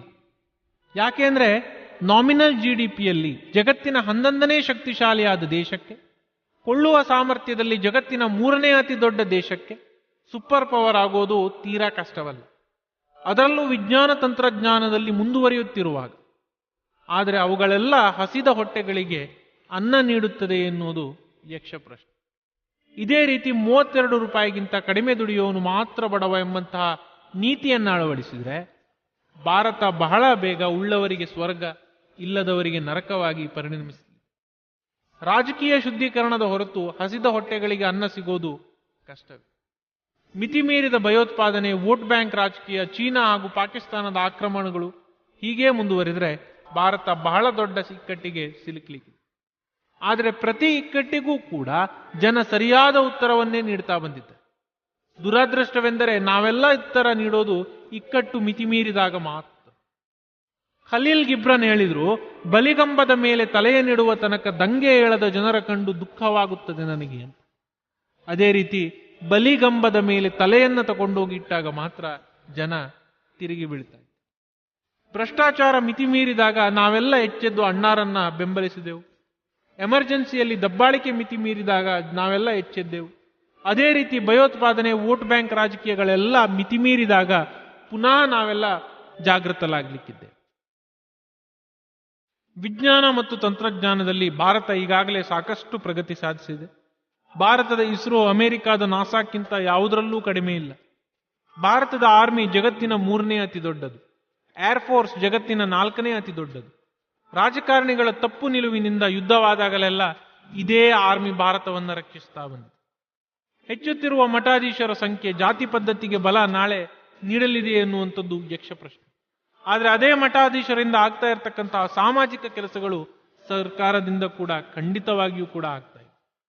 ದೇಶದಲ್ಲಿ ಪಾಶ್ಚಾತ್ಯ ಸಂಸ್ಕೃತಿಯ ಪ್ರಭಾವ ಹೆಚ್ಚಿದ್ದರೂ ಕೂಡ ಭಾರತೀಯ ಸಂಸ್ಕೃತಿ ಇಂತಹ ಹಲವಾರು ಪ್ರಭಾವಗಳನ್ನು ಎದುರಿಸಿಯೇ ಇಂದು ಜೀವಂತವಾಗಿದೆ, ನಾಳೆಯೂ ಜೀವಂತವಾಗಿ ಇರ್ತದೆ. ಮಧ್ಯಕಾಲೀನ ಭಾರತದಲ್ಲಿ ಮೊಹಮ್ಮದ್ ಗೋರಿ, ತುಗ್ಲಕ್ ರಂತವರಿಂದಲೇ ಭಾರತೀಯ ಸಂಸ್ಕೃತಿಯ ನಿರ್ನಾಮ ಮಾಡಲು ಸಾಧ್ಯ ಆಗಲಿಲ್ಲ. ಇನ್ನು ಜಾಗತೀಕರಣ ಹೇಗೆ ನಿರ್ನಾಮ ಮಾಡಿತು? ದಿನ ಕಳೆದಂತೆ ಹೆಚ್ಚೆಚ್ಚು ವಿದೇಶಿಯರು ಭಾರತೀಯ ಸಂಸ್ಕೃತಿಯನ್ನ ಕಲಿತಾ ಇದ್ದಾರೆ. ಯೋಗ ಮತ್ತು ಶಾಸ್ತ್ರೀಯ ಸಂಗೀತಗಳನ್ನ ವಿದೇಶದ ವಿಶ್ವವಿದ್ಯಾನಿಲಯಗಳಲ್ಲಿ ಕೂಡ ಕಲಿಸ್ಲಿಕ್ಕಾಗ್ತದೆ, ಹಾಗೂ ಕಲಿಸ್ತಾ ಇದ್ದಾರೆ. ಇದು ನಾಳೆಯೂ ಮುಂದುವರೆದರೆ ಅರ್ನಾಲ್ಡ್ ಟಾಯ್ಬಿ ಹೇಳಿದ ಮಾತು ಸತ್ಯವಾಗಲಿಕ್ಕೆ, India will conquer its conquerors not politically but cultural. ಇಷ್ಟು ಹೇಳಿ ನನ್ನ ಉಪನ್ಯಾಸವನ್ನ ಮುಗಿಸ್ತೇನೆ. ಪ್ರಾರಂಭದಲ್ಲಿ ಹೇಳಿದ ಹಾಗೆ ಭವ್ಯವಾದ ಭಾರತದ ಬಗ್ಗೆ 45 ನಿಮಿಷದಲ್ಲಿ ಹೇಳಿ ಮುಗಿಸ್ಲಿಕ್ಕೆ ಸಾಧ್ಯವಿಲ್ಲ. ನಾನು ಇಲ್ಲಿ ಹೇಳಿರುವುದು ಕೆಲವೇ ಕೆಲವು ವಿಷಯಗಳು ಮಾತ್ರ. ಒಂದೇ ಮಾತು.